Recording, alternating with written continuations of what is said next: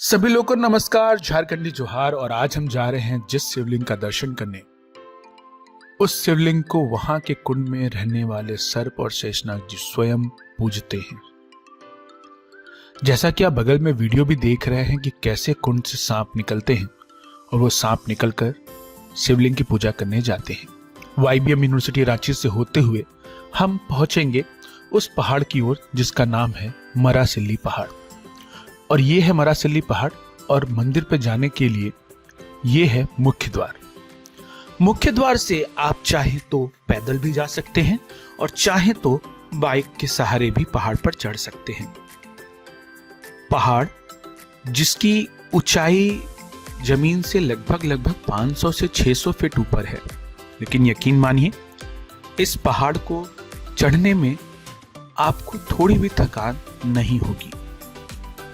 ये बाबा विश्वनाथ का ही आशीर्वाद है जो इतने ऊंचे पहाड़ पर कोई भी बहुत सरलता से चढ़ जाता है।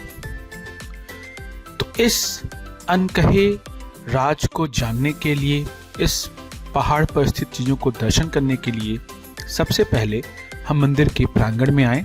और मंदिर के प्रांगण में आने के बाद उस प्रख्यात और दिव्य शिवलिंग का दर्शन करने के लिए जी आतुर हो चुका था। तो हम यहाँ पहुंच चुके, जिसकी पूजा स्वयं यहाँ पर स्थित शेषनाग और सर्प सुबह सुबह करते हैं। ये है वो दिव्य शिवलिंग।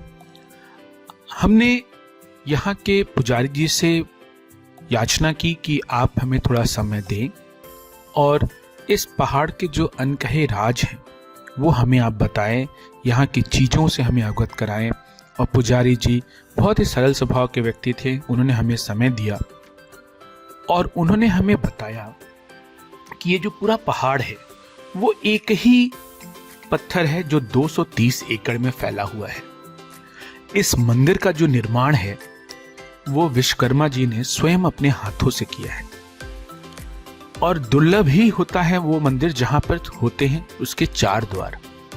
और रात्रि में जब विश्वकर्मा जी इस मंदिर का निर्माण कर रहे थे और सुबह मुर्गे की बाग के कारण वो जितना कार्य हुआ था उतना ही कार्य छोड़कर चले गए, तो मंदिर का छत नहीं बन पाया था। कालांतर में मंदिर का छत मुखिया के द्वारा बनवाया गया और ये पहाड़ का नाम मरासिल्ली पहाड़ पड़ा। इसके बारे में इन्होंने हमें ये बताया कि वाल्मीकि जी जब ज्ञान प्राप्ति के लिए राम राम का नाम जपने के लिए आए तो वो इसी पहाड़ पे नीचे गुफा में तपस्या करने लगे और उनके मुंह से मरा मरा शब्द निकला। मरा मरा का जाप करते करते वो राम राम का जाप करने लगे। तो मरा मरा का जाप करते करते ही इस पहाड़ का नाम मरासिल्ली पहाड़ पड़ा।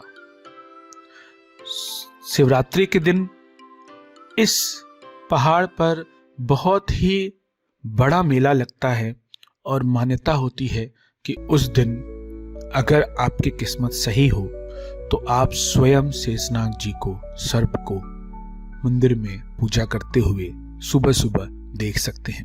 पुजारी जी का कहना है कि वो आए दिन सुबह सुबह सर्पों को शिवलिंग की पूजा करते हुए देख लेते हैं। इस पहाड़ी पर बाबा के अलावा यहाँ पर हनुमान जी का ये दिव्य रूप भी, पंचमुखी हनुमान जी का दिव्य रूप भी उपलब्ध है। ऐसी मान्यता है कि इस रूप का दर्शन करने से आपके शत्रुओं का विनाश हो जाता है, आपके जीवन में जो समस्याएं होती हैं वो खत्म हो जाती है। इस मंदिर के ठीक पीछे यहाँ का यज्ञशाला भी है। मान्यता है कि देवता भी यहाँ आकर यज्ञ में आहुति देते हैं। महाशिवरात्रि के समय यहाँ पर विकराल प्रचंड रुद्र यज्ञ किया जाता है, जो कि वाराणसी से ब्राह्मण आते हैं और यहाँ पर यज्ञ करते हैं। और इस पेड़ को बहुत ध्यान से देखिएगा, यही है शेषनाग जी का स्वरूप। आप देख सकते हैं जमीन से कैसे पूंछ निकली हुई है और फन फैलाए इस शंख कुंड में शेषनाग जी स्वयं उपलब्ध हैं।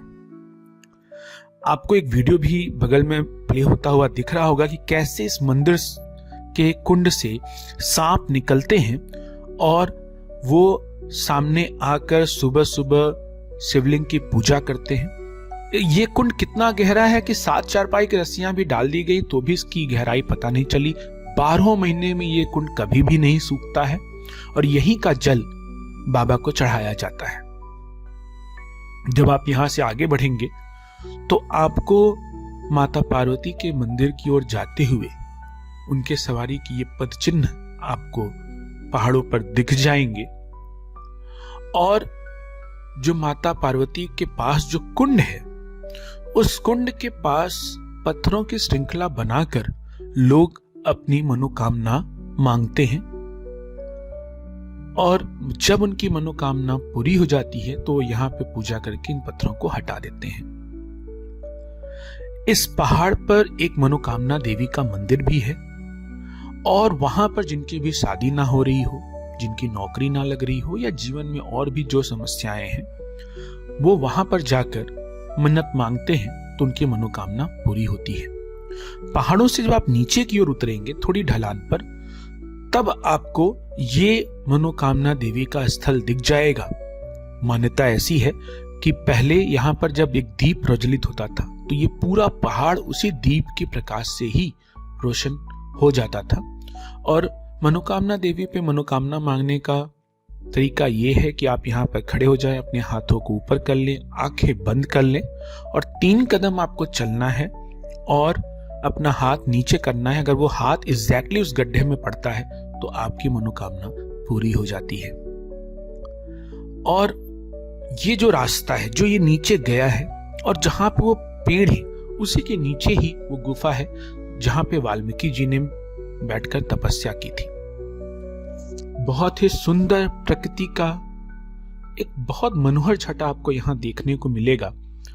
और आप लोगों से इस छटा को देखते देखते एक रिक्वेस्ट है कि आप चैनल को प्लीज लाइक करें, शेयर करें, सब्सक्राइब करें। आपका एक छोटा सा लाइक, शेयर, सब्सक्राइब हम लोग को बहुत मोटिवेशन देता है। इसी के साथ आप लोग को नए साल की बहुत बहुत बधाई।